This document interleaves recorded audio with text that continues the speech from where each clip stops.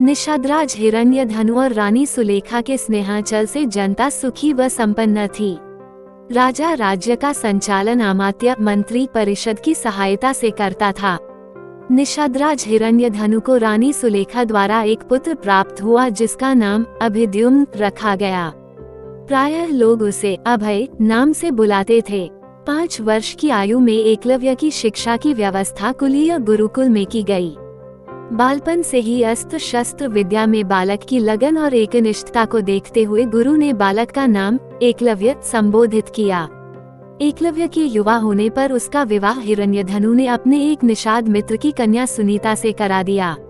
एकलव्य धनुर्विद्या की उच्च शिक्षा प्राप्त करना चाहता था।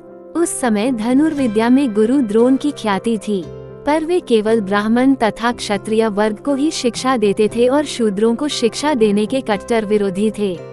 महाराज हिरण्यधनु ने एकलव्य को काफी समझाया कि द्रोण तुम्हें शिक्षा नहीं देंगे, पर एकलव्य ने पिता को मनाया कि उनकी शस्त्र विद्या से प्रभावित होकर आचार्य द्रोण स्वयं उसे अपना शिष्य बना लेंगे।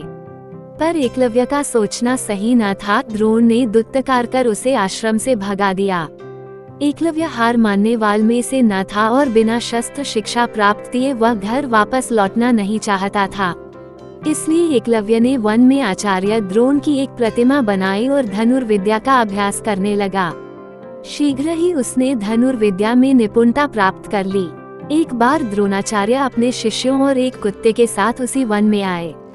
उस समय एकलव्य धनुर्विद्या का अभ्यास कर रहे थे। कुत्ता एकलव्य को देख भौंकने लगा।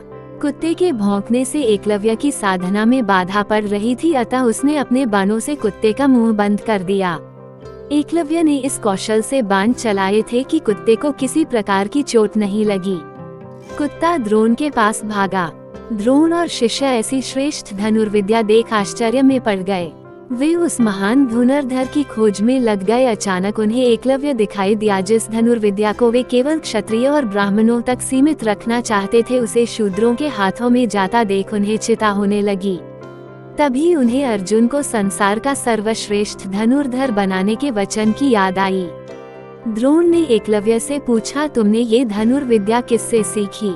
एकलव्य आपसे आचार्य। एकलव्य ने द्रोण की मिट्टी की बनी प्रतिमा की ओर इशारा किया। द्रोण ने एकलव्य से गुरु दक्षिणा में एकलव्य के दाएं हाथ का अंगूठा मांगा। एकलव्य ने अपना अंगूठा काटकर गुरु द्रोण को अर्पित कर दिया। कुमार एकलव्य अंगुष्ठ बलिदान के बाद पिता हिरण्यधनु के पास चला आता है। एकलव्य अपने साधनापूर्ण कौशल से बिना अंगूठे के धनुर्विद्या में पुनः दक्षता प्राप्त कर लेता है। आज के युग में आयोजित होने वाली सभी तीरंदाजी प्रतियोगिताओं में अंगूठे का प्रयोग नहीं होता है, अतः एकलव्य को आधुनिक तीरंदाजी का जनक कहना उचित होगा। पिता की मृत्यु के बाद वह श्रृंगबेर राज्य का शासक बनता है। अमात्य परिषद की मंत्रणा से वह न केवल अपने राज्य का संचालन करता है, बल्कि निषाद भीलों की एक सशक्त सेना और नौसेना गठित करता है और अपने राज्य की सीमाओं का विस्तार करता है। विष्णु पुराण और हरिवंश पुराण में उल्लिखित है कि निषाद वंश का राजा बनने के बाद एकलव्य ने जरासंध की सेना की तरफ से मथुरा पर आक्रमण कर यादव सेना का लगभग सफाया कर दिया था। यादव वंश में हाहाकार मचने के बाद जब कृष्ण ने दाहिने हाथ में महज 4 अंगुलियों के सहारे धनुष बाण चलाते हुए एकलव्य को देखा तो उन्हें इस दृश्य पर विश्वास ही नहीं हुआ। एकलव्य अकेले ही सैकड़ों यादव वंशी योद्धाओं को रोकने में सक्षम था।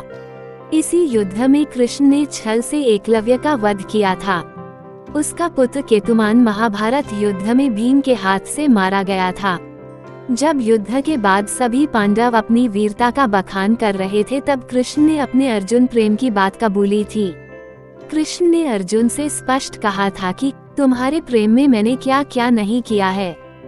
तुम संसार के सर्वश्रेष्ठ धनुर्धर कहलाओ, इसके लिए मैंने द्रोणाचार्य का वध करवाया, महापराक्रमी कर्ण को कमजोर किया और न चाहते हुए भी तुम्हारी जानकारी के बिना भील पुत्र एकलव्य को भी वीरगति दी ताकि तुम्हारे रास्ते में कोई बाधा न आए।